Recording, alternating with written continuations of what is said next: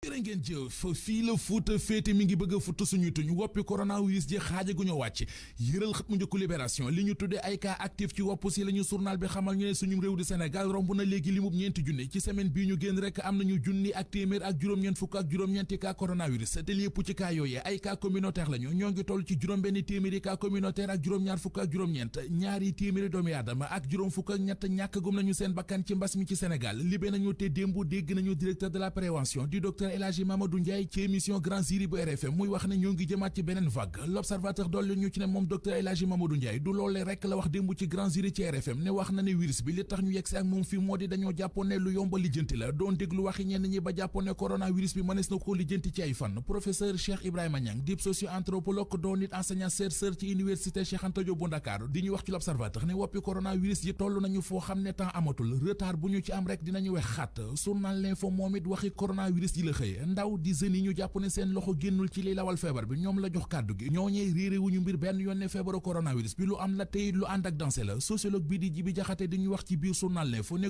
communication bi nga xam ne gaa ñi def nañu ko ci diggante feebar bi ak jeunes yi nañu ko defee moo baaxul source nañu coronavirus bi duggati na ca mairie bu Ndakaaru amaat na beneen agent bu ñu fa testé mu positif te gile yoon ka corona ca mairie bu Ndakaaru jigéen la ju jege lool maire ba Soham Wardini Grand Place xëy di ñu xibaar ci xët mu njëkk ne gouvernement bu Amérique mi ngi jàppal réewum Sénégal ci xeex bi muy xeex coronavirus gi moo waral ba waa USAID joxe fanweeri milliards centre de contrôle et de prévention des maladies teg ci ñaari milliards ak genn wàll ñeneen ñuy jàpp ci xeex bi Grand Place nee nañu ñoo di waa ONC 3D ne Moundiaye Cissé ak i gaayam programme bi ñu nasoon tudde ko suñu élection mbas mi tax nañu soppi ko def ko sama masque sama kaaraange màggalu Tuubaa ren gi nees koy màggalee ci jamono ji nga xam ne woppi coronavirus gi mayul nit ñi fu ñu yàkk seenu nak laatir bi nañu xalifa général kulu murid di Sëriñ Muntaxa Mbàkke Basiru moom la ñuy déglu def nañu démb ab CDD ca mairie bu Touba ngir waajal màggal gi Vox Populi nañu virus bi du te màggal gi dina am ilaa Touba waaye ci kaw képp kuy màggali wàccu ak geste barrière yi waa kër docteur digle màggalug ren gi ay boori le 1er octobre yooyu Vox Populi nee nañu ca la war a am dogal bi ci Sëriñ Muntaxa Mbàkke Basiru xalifa général des mourides jël moo di dañuy màggali te ku ciy màggali na nga matal li waa ministère de la santé santaane dem ak dikk fu mu am aw yoon am ciw yoon wii di autoroute à péage bi l'observateur wax nañu ne état bu Sénégal mi ngi waxaale waat contrat de concession bi ci am te doxu diggam ak ñi tabax autoroute bi am na comité d'experts bu ca nekk di xeltu lañu ca nase yeggee nañu ko président de la république Macky Sall ba mu walide ko ànd ci ak ñoom ñu ànd xooli xët mu njëkk Le Quotidien ministre de l'énergie di Mouhamadou Makhtar Cissé la ñu xëy di wax li ko dal keroog ca ndajem conseil présidentiel gi ñu doon def keroog doon ci waxtaane tolluwaayu projet yu plan d'action prioritaire yi ministre énergie ak pétrole di Mouhamadou Makhtar Cissé yéenekaay bi nee nañu xamul nu ndajama demee ndax ba mu yegg si fekk na président ñëw ba ñu tëj buntu ye ba mu yeggsee ci buntu ba la ñu ko tëye ba noonee la raté ndajama ñu daje ji ci la Sénégal fekkat fa leneen coowal suuf lu amati ci réew mi ginnaaw coow li woon ci littoralum Dakar bi coow la woon ca Ndengleer ak la woon ca Tóobeen gi la yoon coowal suuf li ma nga jollee ca Dugar askan wi ñooy ragal ñu saax-saaxee seen suuf si li gën a tey seenum xel nag moo di soldaar sañu gis ca barab ba guddeeg bëccëg syndicat gi jaboote liggéeykat yi ci wàllu yoon di Sud-Just Sud Quotidien mi ngi ñuy xamal ne seen grève bi ñu nekkee daanaka ñaari weer ak lu teg soo xel na bu baax a baax administration bu réew mi njiital Sud-Just de maître Aya Boun Malick Diop xëy di ci waxtaan ak waa Source A ba xamal leen ne fi ñu toll nii képp kuy liggéeyee ci justice bi rek sa loxo ngi ci xeex bi ndax dem nañu ba xam xel ne ministre de la justice li muy togg bu ñoree mbooleem lu ñu façon ak gouvernement bi dana ko fecc enquête dina kaay nañu sagara ngi xeeñ ci justice réew mi ne magistrat Ngor Diop mi ñu jëlee Kolda affecté ko ca kees moom la magistrat yi ne du ca dal enquête dolli ñu ci ne union des magistrats du Sénégal fas nañu yéene jëlee avocat ngir ñu dem jébaane ji yëf yi ca kanamu cour suprême tribunal flagrant délit bu Ndakaaru Les Échos nee nañu fa lañ doon àtte keroog àjjuma Moussa Diallo Ibou Diaw ak Babacar Ndiaye di ñetti waxambaane yi ñu ne ñoo doon lambatu ak di saay-saaye ndaw si di Fatou Ndoye ca Sacré-Cœur gannaaw ba ñu ko jiiñee ak càcc ak doon ko filmer ba yëf yi wër àdduna loolee ñu def yéenekaay bi nañu ñu ko def benn atu kaso bu juróomi ati kaso mën na leen caa fekk Malick Ndoye di bàyyi Fatou Ndoye mi ñu def jëf ju ñaaw joojee Les Échos nañu keroog àjjuma ca àtte ba wax na ci kanamu àttekat ba ne doomam nittali na ko jëf ju ñaaw ju ñu ko def ba ñu ko dugalee ca kër ga mu ne it keroog ba ñu ko jiiñee ak càcc jàpp ko yeew ko duma ko futti ko làmbatu ko boobee ba léegi doom jama nga ñu tëye dalal xel ca kees ndax dafa jaaree gën a ràngati ko.